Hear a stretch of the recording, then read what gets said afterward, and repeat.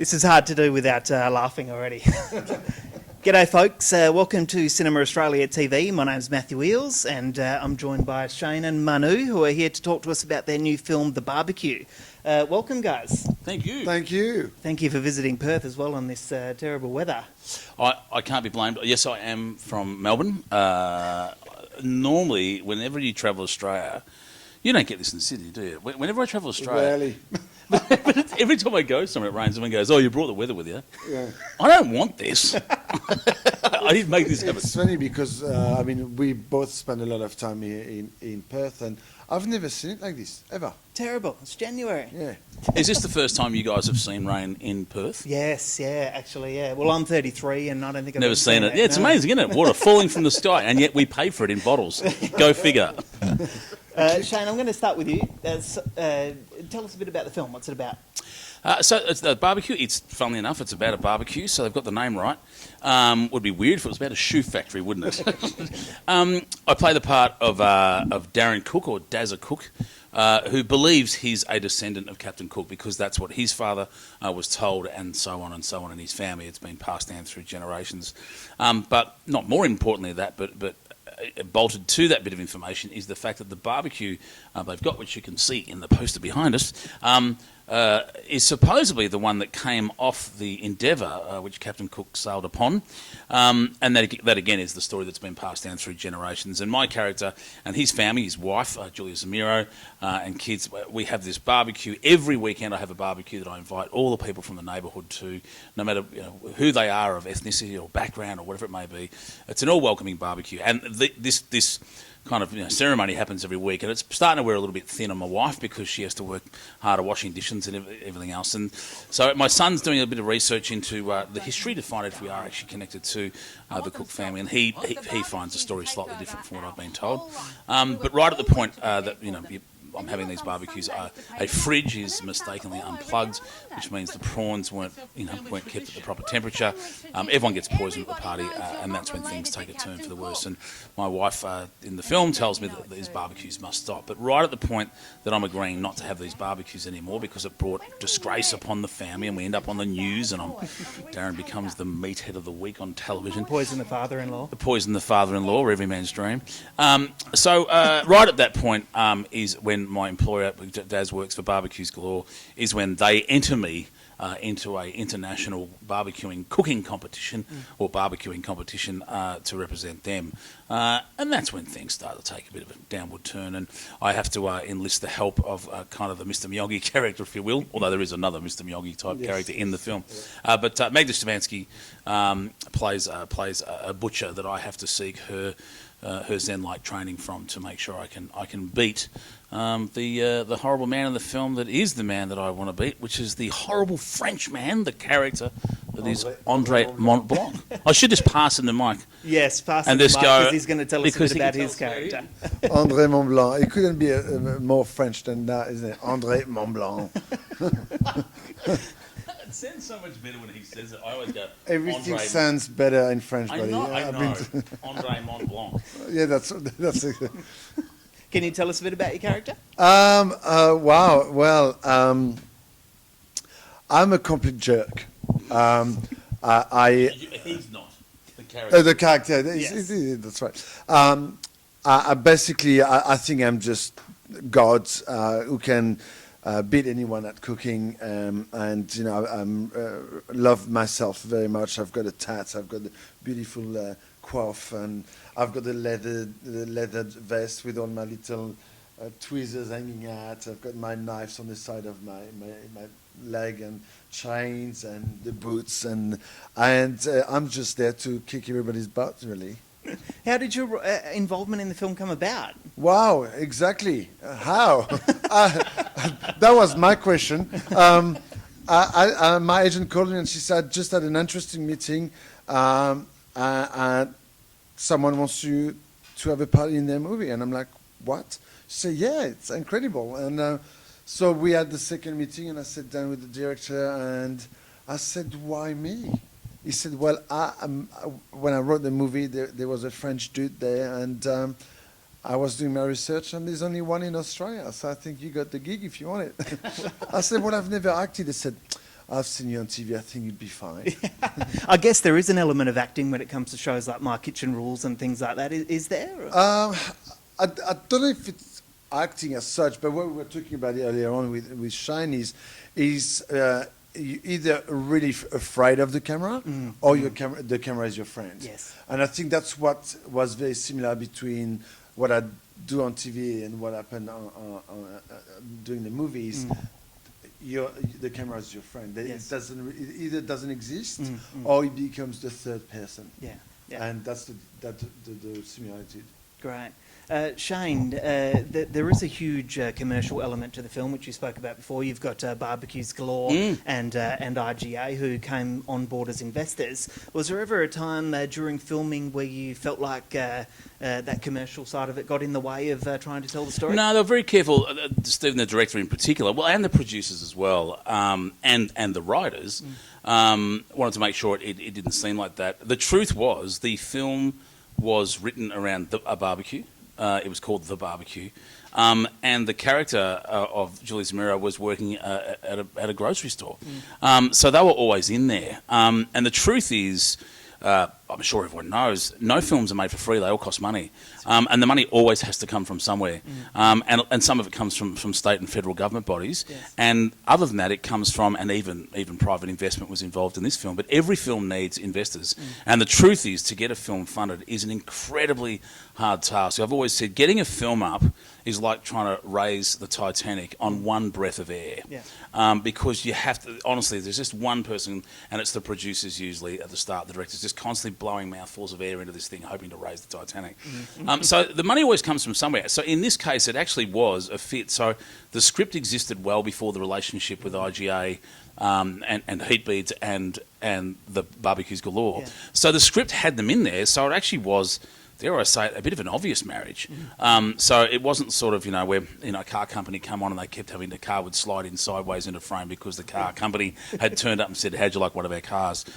So it was, and I obviously have a relationship with IGA, and so they all felt it was a bit of an obvious fit. And so, dare I say it, I kind of loved it because another film got made, another Australian film got made that was written by Australian writers, directed by an Australian director, filled with Australian cast, as well as our fellow Australian here that's been with us, Frisian, the per Australian.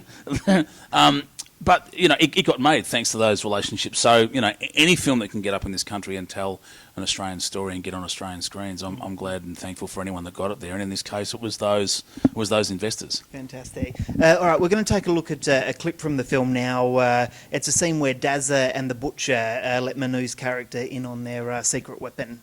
Take a look. Also going into the next round is number 7, Desert Cook. This is it, lady. We're on the heli stick. I must congratulate you, Madame Boucher. You trained this baby quite well. I'm gonna crush you. After this competition, the closest you get to meet will be mopping floor in the supermarket. Well, I'm gonna be mopping the floor with you. Because we've got Mr. Yoshimura's Wagyu beef. Impossible. Yoshimura Wagyu is only for export to Japan. How could you get this? So you can take your fancy smoker, and if it doesn't fit, fold it.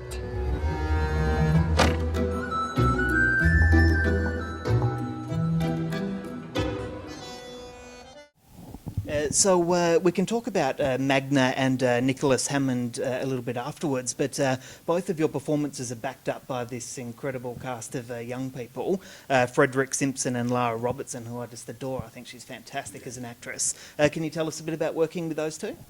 Yeah, well, Freddie Simpson, who plays my son in the film, we had a premiere just recently in Albury-Wodonga, the world premiere we actually had in Albury-Wodonga, where over 50% of the film was shot. And we were saying that night how excited we were that kind of the parent in us, I think, and everyone involved in the crew as well, as far as directors and producers. Freddie in particular was his, lead, one of the lead roles, and it was his first chance to get in. And he'd been doing drama at school and has been doing it and wants to act. And at a young age, it was his first feature film. So we were kind of as excited, if not more excited, for him on the night. So look, he was fantastic. Level head on his shoulders, which is a credit to his parents. A really good kid, and not only that, he can act. Yeah. You know, that's his first film, and at a young age like that, he's really good, and the camera loves him. Yeah, I think working with him on day-to-day basis was impressive. But when you actually see it on the screen, you know, all the narrating, you know, he's got a huge part, Yes. bigger part than mine in there, and he's like 12, 13 years old, and he's done a fabulous job. Yes. And if that's the beginning of this career, I wish him all the best, to be honest with you, because he's a bloody good kid, and he didn't take it for granted. And you know, he's just didn't puff up because he's, you know, he was just a normal kid. I've got a 13-year-old, and yeah, you know, it's exactly that, like a normal kid. And can you tell us a bit about working with Shane and Magda? I mean, it's your first film, and you get to work with these legends of Australian cinema. Indeed, Legends. I think the reason why I was interested to say yes to this part is because it was a comedy movie. It was Australian, and it was with Shane and Magda.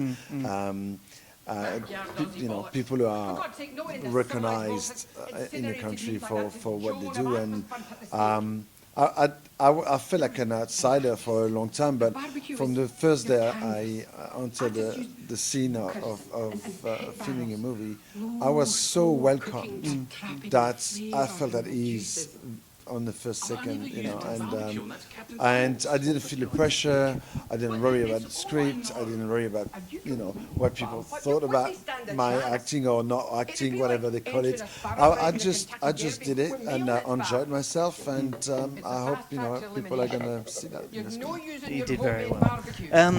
Now, I read something very disturbing recently about the film, and if either of you two are unaware of this, then I hope it doesn't come as too much of a shock. But is the director a vegetarian? He is. What the hell?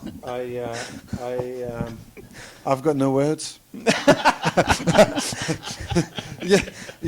Stephen Ames. Actually, funnily enough, we were having those meetings, and I remember we both ordered a salad on the first day we met up, and the reason why is because I was trying to go on a diet for a while, and then I was thinking he was on the same boat, but no, he's actually a veggie, which is, I mean, you can have vegetables on a barbie, but Yeah. I've heard you can. I've never tried it. Everyone says, what are you having as a side with your meat? And I go, sausages. Is that meat as well? There you go. See, no. He is, we chatted about this. It was because he was having like tofu delivered to set and all that kind of stuff on the set of a barbecue film. Wow. I know. Is it like vegetable offal? I love when people call it a vegetarian burger, because what's the burger? What's the burger? We have chatted about this, that you know, you can be a peaceful person and make a war film. So we reckon a vegetarian has every right to make a film about barbecuing. I mean, the thing is, I know you're taking the PISS a little bit, because he is a director and a storyteller, and it's. We've been asking for a while. It was Manu that first said it. Like, I can't believe it's taken this long for Australia to do a film about barbecuing, because, you know, we're so proud of it. You know, and as Manu has been very uncareful about pointing out, we're not exactly the best at it in the world, but we're the most proud of it. We do burn a lot of meat here in Australia, don't we? Yes, you love burning meat. Yes. You mean me personally, or the whole nation? Well, you represent the nation, I feel. No, but it's true.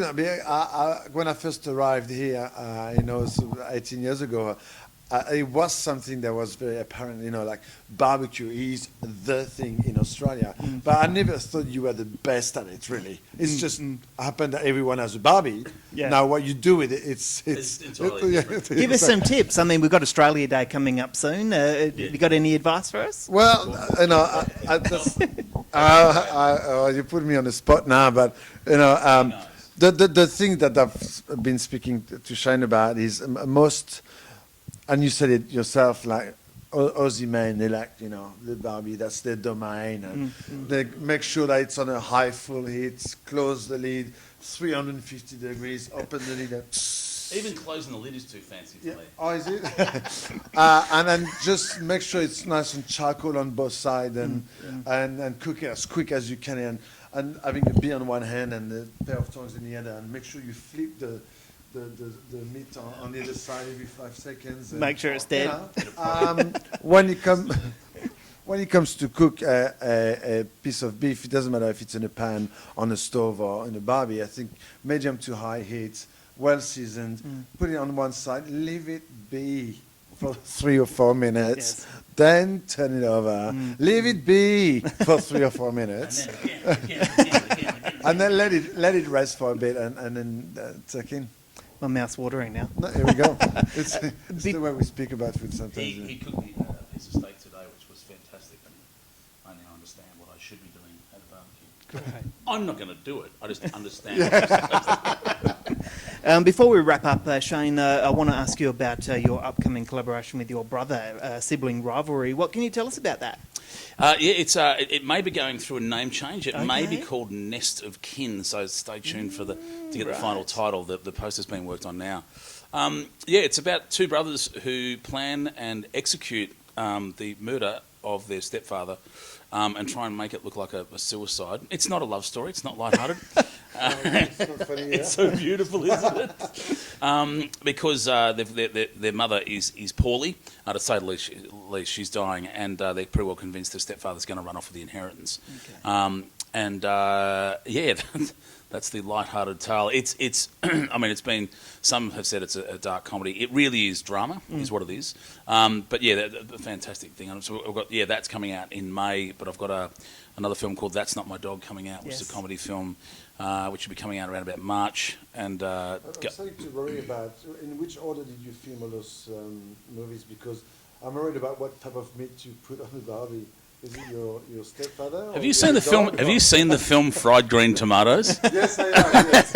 Yes. Well, there you go. So That's Not My Dog. Guardians of the Tomb, which is coming out here and in China on 3,000 screens. A thing I did with Kelsey Grammer and Kellen Lutz and Steph Dawson and Jason Chong and a whole cast. And also Ladies in Black. I just finished with Bruce Beresford and Rachel Taylor. Oh, and, yes, fantastic. an amazing cast. Actually, there's too many to mention, but so there's a fair bit coming out. So it's a busy year at the start of this year. Fantastic. But none of those feature a barbecue. What a shame. And Manu, you're heading back to the kitchen? What's Well, up I've never come out of the kitchen. There's always a kitchen gig for me in between. I just finished filming My Kitchen Rules Series 9, which is coming out in the next few weeks. I'm going to New Zealand to film My Kitchen Rules New Zealand for the next few weeks. Wow. I do a traveling cooking show with Seven. I've been doing this for 5 years. I went to America and all the southern state of America, so I've dealt with barbecue there in Texas and so on. So that's showing in March. Hopefully, I'm going to do a little bit more traveling cooking with Seven to South America if the first one works well, and then My Kitchen Rules again, Series 10, and it's kind Goes on and on and on. Yeah, it doesn't stop. Well, gentlemen, thank you very much for joining us. We really appreciate it. The barbecue's in cinemas from February 22, and here's a look at the trailer. Enjoy. Since humans first walked across this sun-kissed land, one humble creation has brought us together as a nation. It's part of our heritage, our beaches and backyards, and now one man will make sure all that history goes up in smoke. I have to do this training course for a barbecue competition. What about the kids? Get out of my kitchen! If we're going to beat Andre Montblanc, you're going to need to lift your game. No more of this crappity backyard dozzy bollocks. That barbecue's been in my family for hundreds of years. Not letting me use that barbecue would be like, I don't know, taking the bat off Bradman. Number 7, Darren Dazza Cook, a non-professional chef, and the only one solely cooking on a backyard barbecue. Do you think the Anzacs got to Kokoda and just said, oh, that hill's a bit big, I don't think I can do that? The barbecue is your canvas.